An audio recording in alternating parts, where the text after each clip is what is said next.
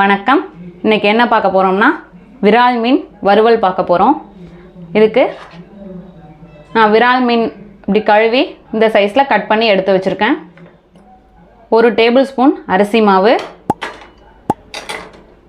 1 table spoon சோள மாவு,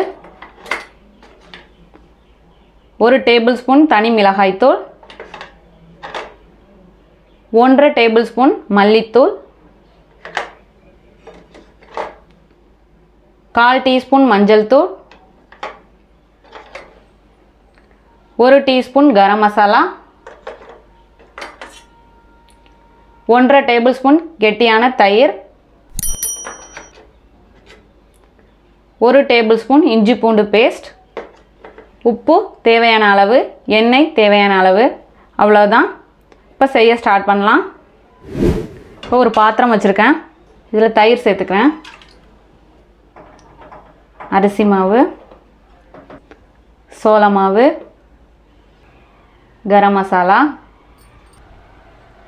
இஞ்சி பூண்டு பேஸ்ட், மஞ்சள் தூள், மல்லித்தூள், மிளகாய்த்தூள்,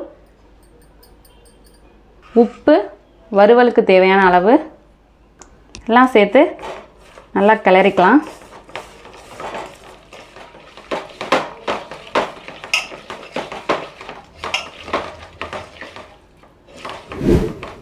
இப்போ நல்லா கிளறியாச்சு. மீன் துண்டுகள்லாம் போட்டு புரட்டி எடுத்துப்போம்.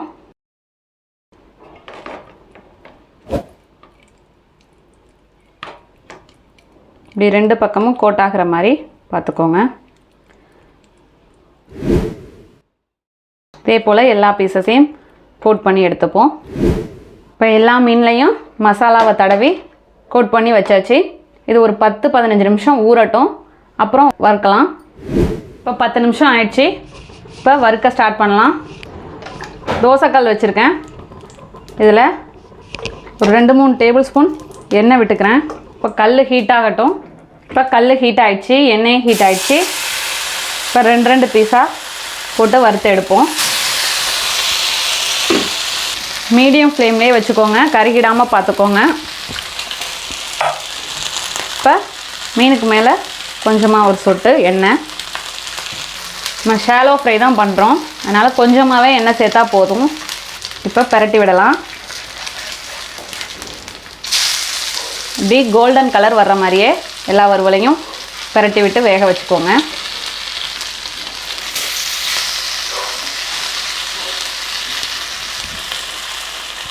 வறுவல்னால் அப்படி கல்லில் ஒட்டாமல் வரணும். இப்போது இந்த சைடும் நல்லா வந்துடுச்சு. இப்போ 2 சைடும் நல்லா வெந்துட்டு, வெந்தோடனே இப்படி ஓரமாக தள்ளி இப்படி லைட்டாக ப்ரெஸ் பண்ணிங்கன்னா இந்த எண்ணெய் பூரா வடிஞ்சிரும். ஆயில் தேவையில்லைன்னு நினைக்கிறவங்க இப்படி பண்ணி எடுத்துக்கலாம். இதே போல் எல்லா பீசஸையும் வறுத்து எடுத்துகிட்டு வந்துடலாம். இப்போது எல்லா பீசஸையும் வறுத்து எடுத்தாச்சு. ஆனியன் கட் பண்ணி வச்சுருக்கேன், லெமன் எல்லாம் சேர்த்து சாப்பிட்றப்ப சூப்பராக இருக்கும். நம்மளோட அருமையான அற்புதமான விரால் மீன் வறுவல் தயாராகிடுச்சு. இதே போல் நீங்களும் செஞ்சு பார்த்துட்டு எப்படி வந்துச்சுன்னு கமெண்ட்டில் சொல்லுங்கள். தேங்க்யூ.